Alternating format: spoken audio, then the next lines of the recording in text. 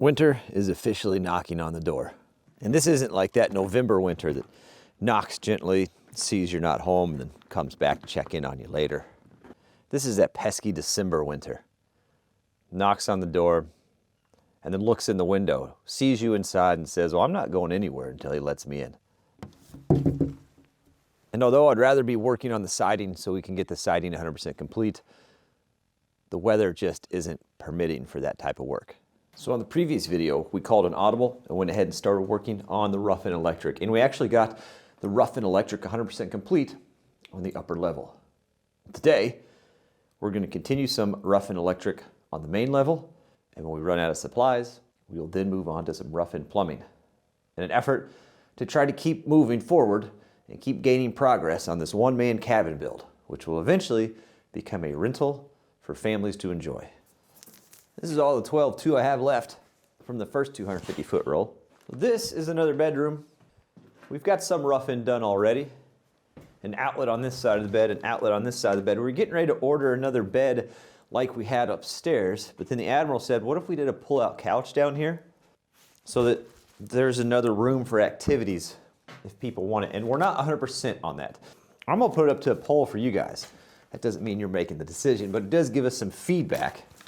Outlet, outlet, outlet. Oh, I see why I haven't done this yet, because I haven't framed that in yet. I haven't framed that in yet because I don't know how I'm going to do that toilet flange yet. Also, down here now, if your name's Alan and you sent us extension cord, thanks, man. We've got to get through this stud pack here to get over to a light switch. What did I run these at? 30.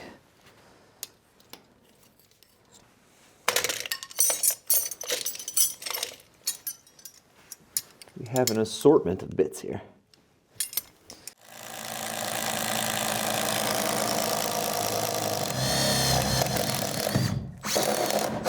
But this is the tricky part, because obviously we can't fit in there. Here's the trick with these extensions though. If you go far enough that that collar then hits that, it unchucks your bit, and your bit's in the wall forever. So.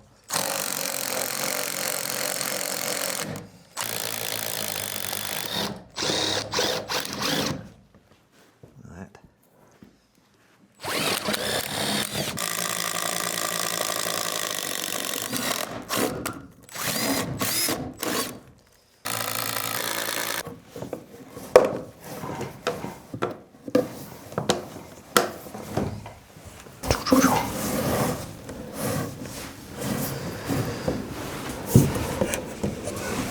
And then we run 12.3 from there up to the fan and over to here. So when you're in the bed, you can turn the fan light or the fan on or off from the bed or at the doorway. But I'm out of 12.3, so let me add that to my cart. That way I've got it. I want you guys to look at that screw right there. See that screw right next to that joist? Digital zoom. Poor focus. That screw right there is where the toilet flange is supposed to come out. And there's some studs laying there. There's supposed to be a wall, but I haven't put this wall in yet because I was gonna wait and see what the plumbing did there. And I was trying to figure out how I wanted to do that with the joist. So I talked to a plumber and I said, what would you do? And he said, is it new construction? I said, yeah. He said, plumb it how the plumbing needs to be done, cut whatever framing you need out, and then reframe it in the right way. You know, I was like, yeah, obviously, I think I'm overcomplicating it. That makes perfect sense. So, here's our screw right here. That's what we're gonna do. We're gonna cut and plumb where that toilet flange is gonna go. Now, if you're like me and you don't do this stuff every day, a code reference guide, like code check, they're pretty daggone handy. I solved 4 different problems by moving the toilet to that wall after some discussion with myself. Vanity, toilet, 32-inch radius shower. I got all the clearances I need. And now the door can open inward instead of outward. So, haven't been down below yet to see what that does for me, but let's see what this does for us.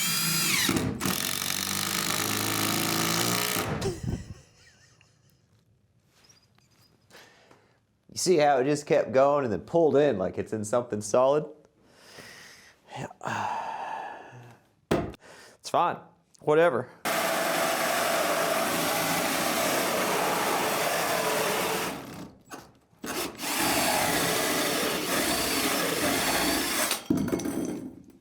Oh, cool trick.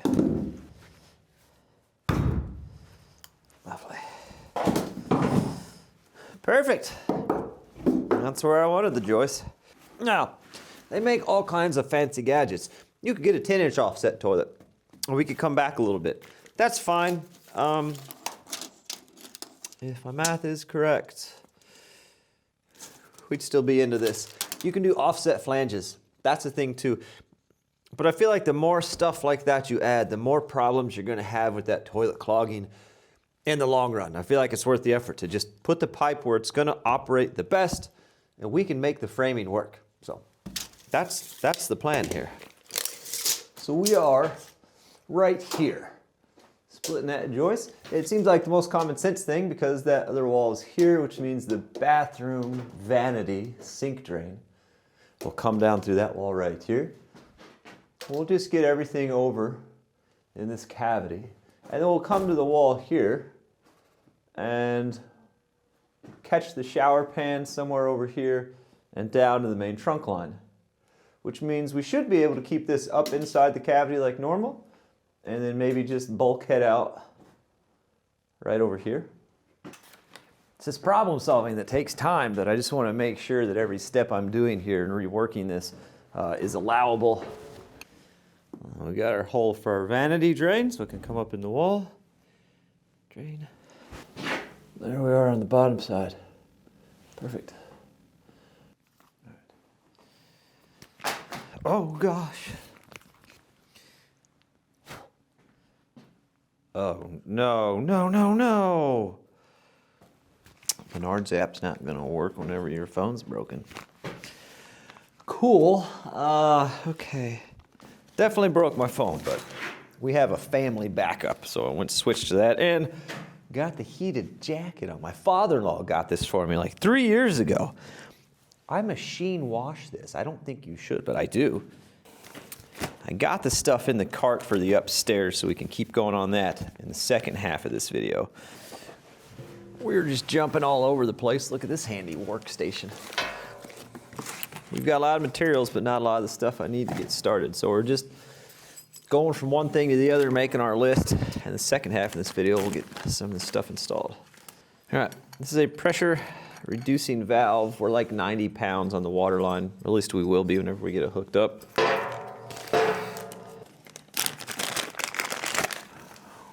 We want around 50. I want around 50 in the house.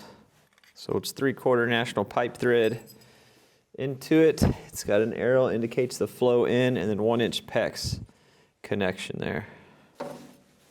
This is our 1-inch coming in. It's gonna go over to here.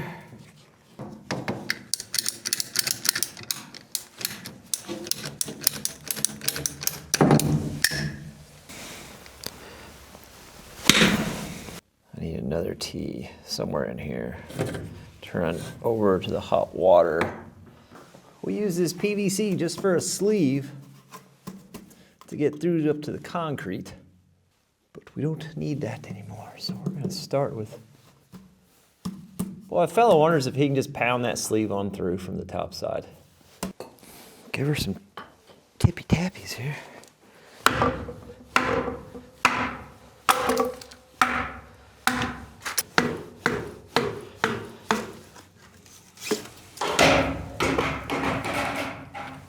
First-hand look at the concrete consolidation on this pour. Can you see it? Look at that. Huh? That's a thing of beauty. Anyway, kitchen sink somewhere in this area. If you remember from when we poured this, so if you remember when we poured this floor, some spaces, it's 6-inch thick slab. But then the form's made into like girders. So some of these, it's much, much thicker to make that girder beam. But I can't remember exactly where that is. I would love to chisel out this foam in these joists and then get it into the room there, but I can't remember the depth of our foam all the way across here. See, we're not very deep there. I feel like that would work though, you know?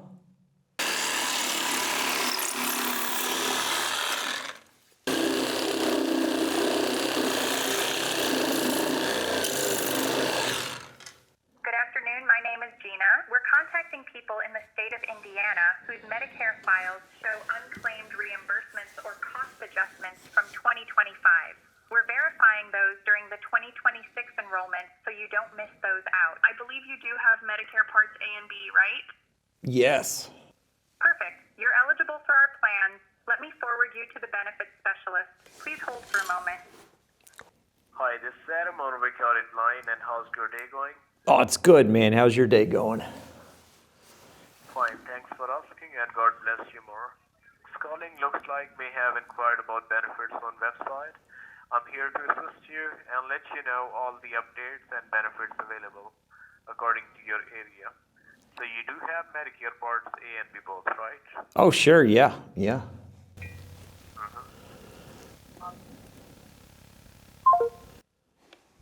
He hung up on me. The disrespect. You know, they say you can't have fun at other people's expense. They're lying to you.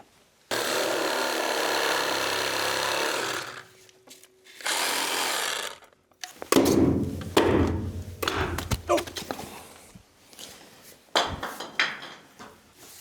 Now remember, we can notch these joists all we want. They're part of that concrete ceiling now, so.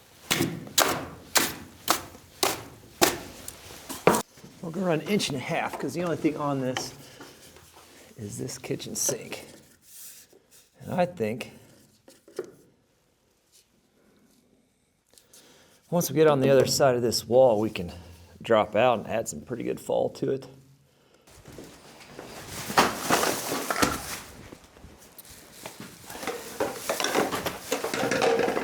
It took 2 stores, but we have some more progress.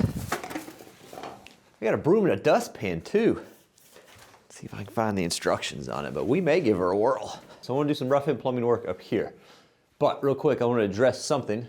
I had a few questions about the electrical in here. So initially, this door is going to swing out into the hallway. Some people said, Mike, you can't do that, you can't block path egress, but the thing is, this was acceptable because that means the door, if it was open this way, would hinge in the flow of egress. So it's going to be fine, but awkward.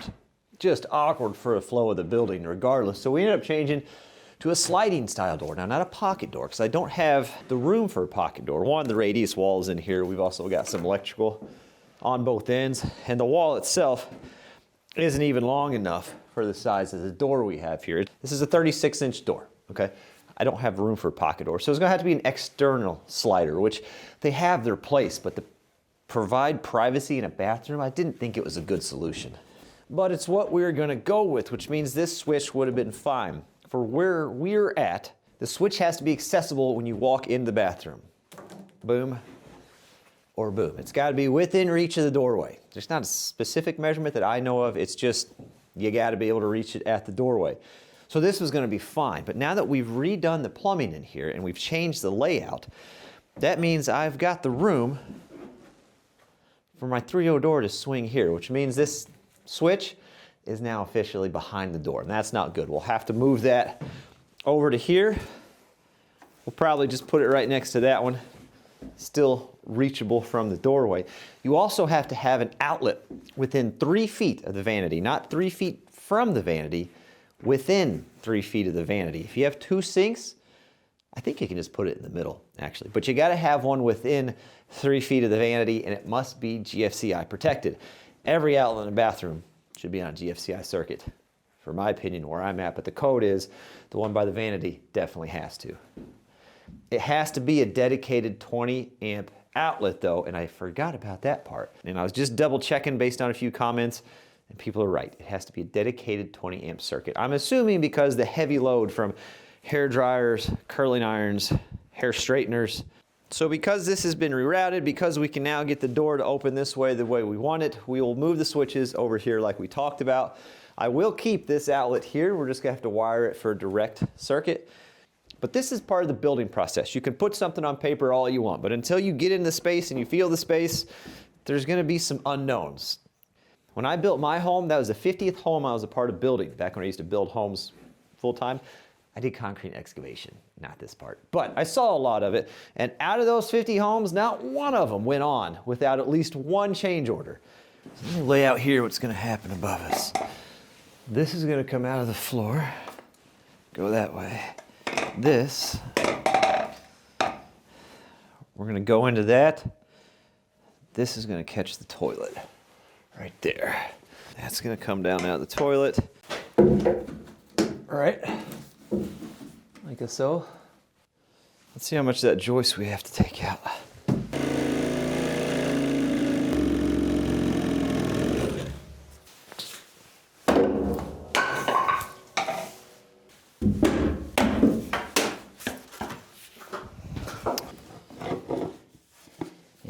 Okay.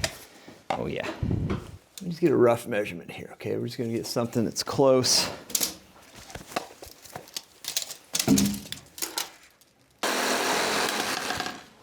Now the proper thing would be to dry fit everything and make sure it fits first.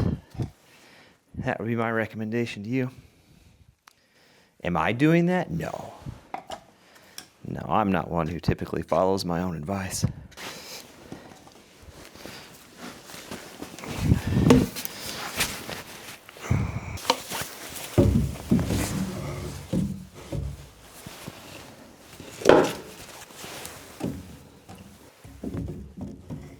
Oh, that's perfect. That is perfect. Go get this on there next. Let's add this piece of scrap. I'll fall right here. So it looks perfect for the job.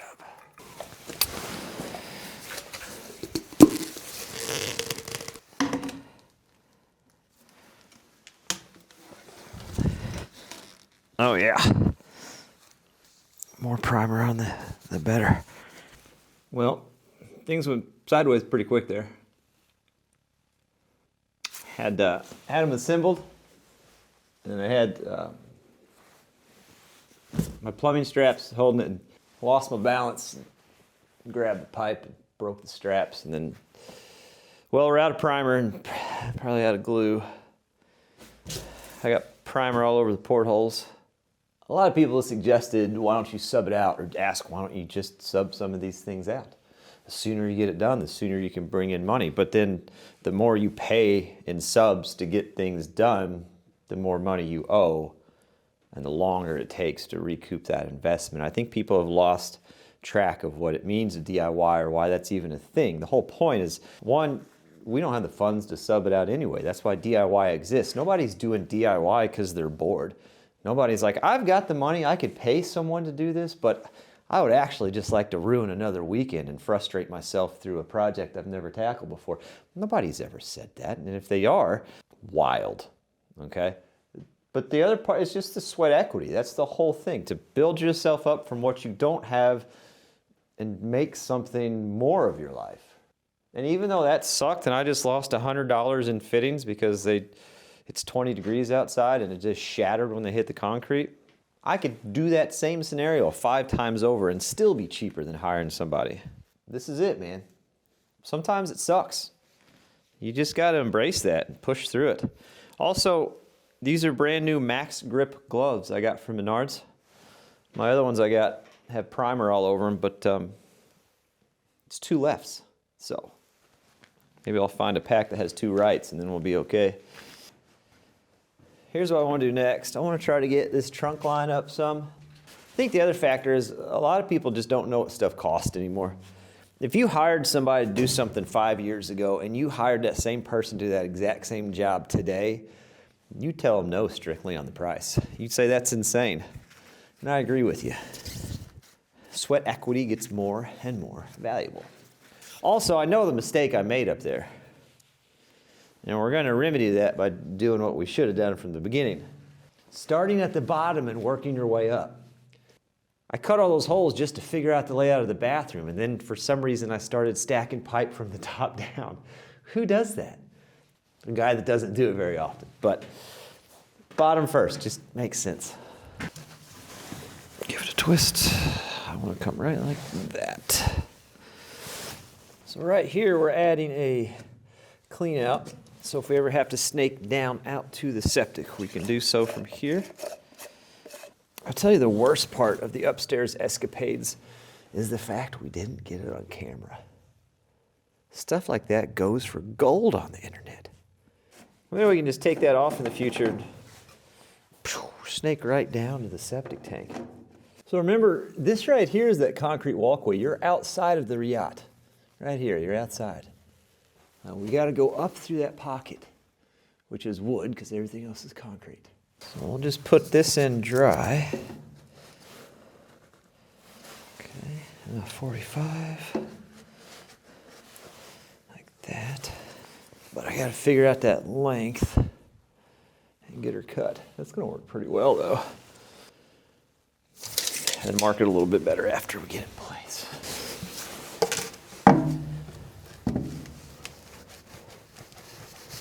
Make sure we get her in there. That looks pretty good. We're just going to leave her dry stacked for now, and then we'll dry stack the rest of the column out when we get there. But that will allow us to go ahead and start doing some of this water supply over here. So this is a corner support bracket for 1-inch PEX-A pipe, which is what this is, but it's so cold right now. PEX-A can definitely make this turn, but it's so cold right now, the pipe's not super happy, so I'm giving it just a little warmth. We're not trying to heat it and bend it in the aspect of like melting the plastic. We're just trying to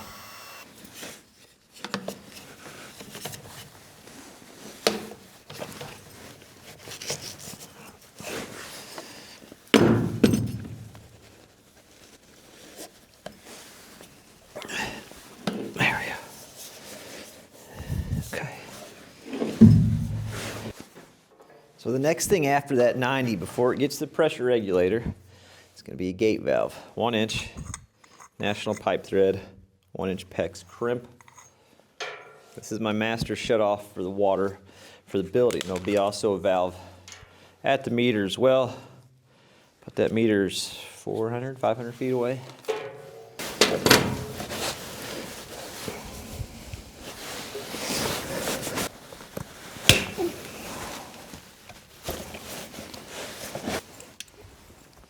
Next is a 1-inch through 3/4 T.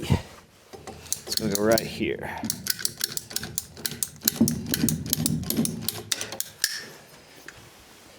Now we'll put that pressure regulator on. Shorten this up just a little bit. Don't forget to get that union coupler on there first. Otherwise we'll be in a world of hurt when we go to hook that thing up. This next part we're going to just build right here on the ground where we've got room to work, and then we can slide it all into place and get it secured. This is basically like a DIY manifold system. They make manifold systems where you can run individual lines to every single appliance. That just seems like an incredible amount of money to me for a minor convenience that you'll use probably once in the lifetime of that house. I do like to do it this way though, to where every floor has a shutoff. That way, if I have a problem in the bathroom downstairs, I can isolate the basement, but the bathroom upstairs can still be utilized while the repairs are being made downstairs. That I have used several times, and it's not a whole lot of extra money. It definitely adds a good level of convenience. I think it's a good balance between the amount of money spent and the amount of convenience gained.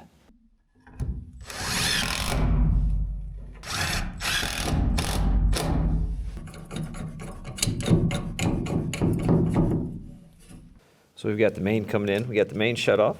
Very fancy, nice gate valve. Pressure regulator.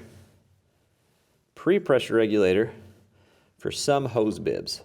It's nice to have a few heavy hose bibs like that that give you some good pressure.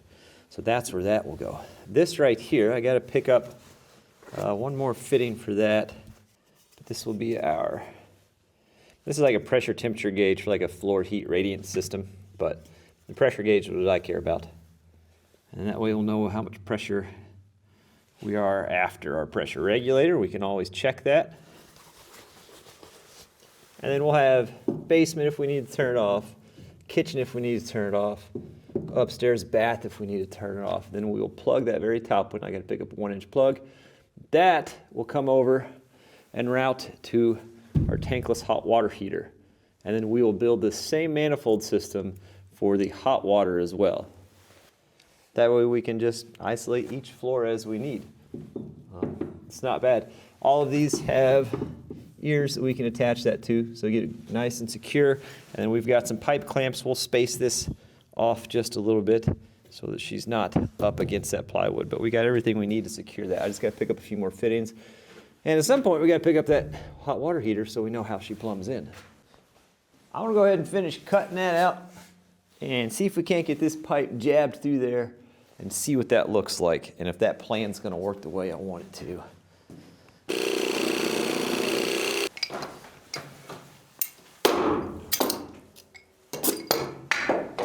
don't know if you guys keep your hammers adjustable, but it's a handy feature.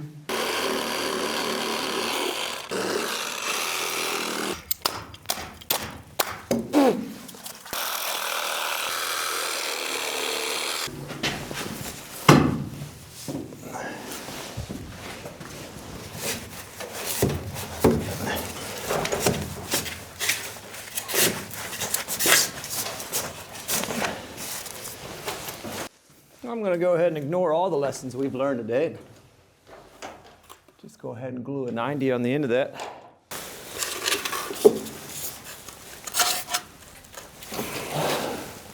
Well, there you have it. About 10 hours worth of work over 2 half days, and it feels like nothing accomplished. But things are accomplished. We have several things problem solved and figured out, and we have a good start. We've got more material, and we have the list for some more material, so we can definitely keep moving on this. It's one of those steps that just feels like no traction was gained at all. But the next time we come in here and work, we can pick up right where we left off and actually see some progress. So that's exciting. And that's just the reality of DIY. Well, I was going to say plumbing, but anything really. That's just the way it works. If it's something you've never done before or you're not familiar with it, there's going to be struggles. There's going to be a lot of repetitive steps. You might take stuff apart and put it back together a few times during the build. But if you're in a position where you're not able to hire something out, but you want a project done and you've got the money for the materials, that's just what you got to pay. That's the price of it. The price is your time and then, a little bit of suffering. But it will all be worth it in the end. I think. I think so. We're cautiously optimistic this is going to be worth